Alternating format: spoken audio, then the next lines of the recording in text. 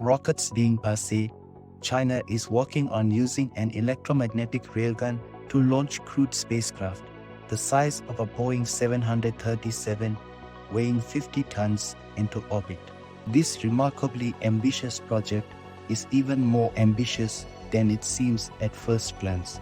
Call it a railgun, a catapult, or a Mars driver, the idea of replacing rockets with an electromagnetic accelerator is a very attractive option. It makes more sense to keep as much of the launching system on the ground while leaving the vehicle as light as possible. The principle behind such a space railgun is simple, but the details are surprisingly complex and the numbers involved very quickly become daunting. If China can carry out using such a system to launch a spaceplane as part of its Tengyun project that began in 2016, it would be one of history's major engineering achievements. According to the Chinese official media, the plan is to build an electromagnetic launch track that would be able to accelerate a spaceplane to a speed of Mach 1.6 or even as high as Mach 5. Once airborne, the vehicle would then fire its onboard rocket engines and continue to accelerate to orbital velocity.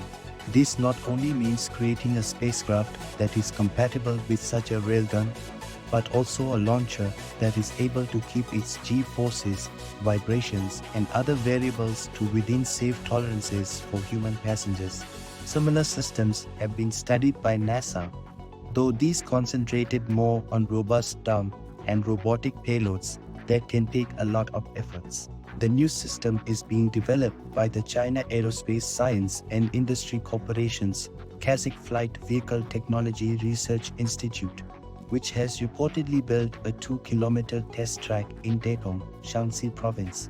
From the description, it's about the same size as the Hyperloop test track that used to sit in Nevada outside Las Vegas and is sealed inside a similar vacuum tube.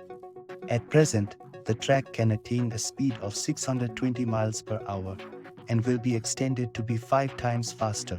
To develop this into a proper space launch system will be daunting to say the least. It won't just be a matter of scaling the technology up. It will require major advances across the board, not only in the railgun itself, but in its control systems, the means of powering it, and even in how to build the components that make it up. One problem is that for a railgun that can reach Mach 1.6 with passengers aboard, it will have to be about at least 5 miles or 8 kilometers long, and a lot longer if it's to reach Mach 5. That's not only a lot of electromagnets, which may need to be cryogenically cooled. It will also need to be sealed in the largest vacuum chamber ever constructed that will need enormous bunks to maintain that vacuum. This tubular chamber will also need a very special airlock so the vehicle can exit at supersonic speed. If this doesn't work perfectly, there could be any of a number of very nasty accidents involving energies in the neighborhood of a tactical nuclear weapon. Then there is that matter of power. The railguns used to launch fighter planes from the aircraft carriers USS Gerald R. Ford use 121 megajoules to accelerate the plane to 150 miles per hour or 241 kilometers per hour.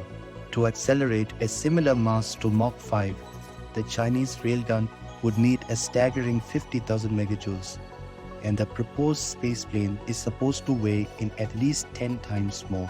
That means the space railgun would require a nuclear power plant generating a gigajoule per second to run it, and it would need a whole new generator of supercapacitors to store the energy. The Hochfeld Magnet Labor Dresden High Magnetic Field Laboratory has a state-of-the-art capacitor bank that can handle 50 megajoules, a world record. The Chinese railgun would need to improve this by 1,000. This will require not only remarkable basic advances in some already advanced engineering, but the construction of a whole new industrial infrastructure capable of building such machines.